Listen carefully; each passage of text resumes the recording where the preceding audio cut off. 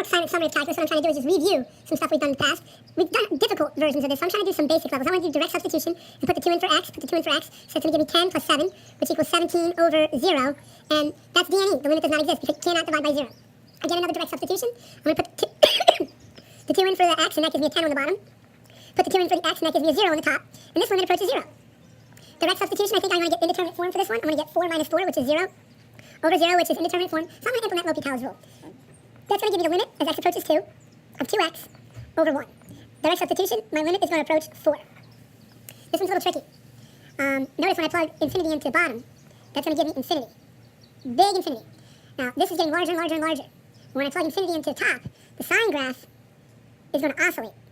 So I'm not really approaching any large number. It just keeps oscillating. So the highest this number can go is 1, and the lowest this number can go is negative 1. So because this is limited, this here is going to go to either positive or negative 1. So I'm going to put plus or minus 1. But any number divided by infinity equals 0. So the limit as x approaches infinity of this function is going to lead to 0. What I want to do now is some not so basic quotient property, quotient rule derivative. So the high is going to give me x squared plus 5x minus 2. The low is going to be x cubed minus 4. The derivative of the high is 2x plus 5. The derivative of the low is just 3x squared. So I'm not going to simplify this. I'm just going to set it up and call it quits. So it's low d high. So it's going to give me x cubed minus 4 times high d low, or low d high. It's 2x plus 5 less high d low, x squared plus 5x minus 2. D low is 3x squared. Over the denominator squared, it must go. So the denominator is x cubed minus 4 squared. It's a little cumbersome, but that is the answer, and we're allowed to leave it like that at this stage of the game. Product rule. So my u is x cubed. My v is going to be sine 3x. Derivative of x cubed is 3x squared. Derivative of sine 3x is going to give me 3 cosine 3x. u dv, so it's going to give me x cubed times 3 cosine 3x plus v du. Now I'm going to write the 3x squared first. Just looks a little crisper. Sine 3x. I can factor stuff out, but I'm just going to leave it as is and call it quits. Position function problem. So I have a ball kicked with an initial velocity of 64 feet from a height of 3 feet. So if you want to see a picture of this, the initial height is 3 feet. It goes up and comes down. And that's going to be a maximum height there, and that's going to be the time it takes to hit the ground. And the ground is 0. Because we're using feet, notice we're using feet, it's going to be negative 16t squared for time, plus the initial velocity, plus 64t, plus the initial height, plus 3. Now, the velocity function is just the derivative of the position function, so it's going to give me negative 32t plus 64. And the acceleration is just the derivative of the velocity, so this is just going to give me negative 32. The definition of limit, continuity, the limit definition of continuity. So what I need to do is set these two equal one another at x equals 2. So I'm going to do this on a separate sheet of paper, and that's going to give me ax squared plus x minus b, ax squared plus x minus b equals ax plus b at the value x equals 2. So I'm going to plug a 2 in whenever I see an x. So it's going to give me 4a plus 2 minus b equals 2a plus b. Now I'm going to get all the variables off over to one side. So I'm going to subtract 2a from both sides, so it's going to give me 2a. I'm going to subtract the b from both sides, minus 2b. Then I'm going to subtract this 2 from both sides. That's going to equal negative 2. I'm going to save that equation. I'm going to need it for later. Now, I'm going to take these two equations and set them equal to one another, but this time something weird and wonderful happens at x equals 5. So that's going to give me 2ax minus 7 equals ax plus b at the value of x equals 5. Something weird happens in order for that to remain continuous. I'm going to plug in a 5 wherever I see an x, so that's going to give me 10a minus 7 equals 5a plus b. Solving this for... I want to set everything over to one side, so I'm going to subtract 5a from both sides, and that's going to give me 5a. I'm going to subtract b from both sides, minus b, equals add 7 to both sides, 7. So I need this equation and this equation up top. That equation, I notice I can multiply everything by a negative 1/2, and that would give me, or divide everything by negative 2. And that would give me negative a plus b equals 1. It's going to give me positive 4a, cancellation, equals 8, so a is going to equal 4.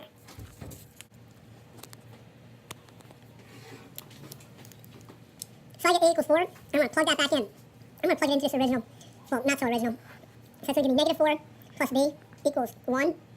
Then I add 4 to both sides. And I get b equals 5. So for number 8, I should get a equals 4 and b equals 5. Number 4, this one's a little bit more abstract. Same idea though. So in order for this to be continuous, in the definition of continuity, it has to equal one another at x equals 1.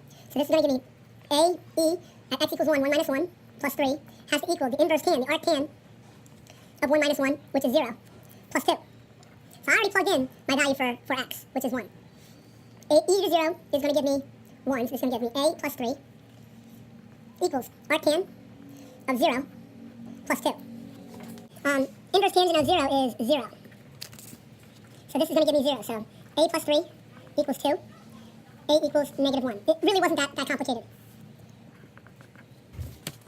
This one might be a little bit more challenging. So again, definition of limit, continuity. I'm going to set this equal to a minus 2x at x equals 0. So 4 sine x over x equals a minus 2x. And I think I have a little conundrum here because when I let x equal 0, I get 0 over 0, which isn't allowed. So maybe I'll try to algebraically manipulate this. Maybe I can take a limit. As x goes to 0, if I do that, this here will go to 4, and this will go to 0. So a would equal 4 if I did that. If I use the limit definition of continuity as x approaches 0, this limit would go to 4, and this limit would go to a, so a equals 4. I'm going to try something algebraic though as well. Maybe I'll multiply both sides by x. And that would give me 4 sine x equals x minus ax minus 2x squared. And when I plug in a 0, sine of 0 is 0. So this is going to give me 0 equals 0, which doesn't help. I think I had to use this, the limit definition. So a equals 4.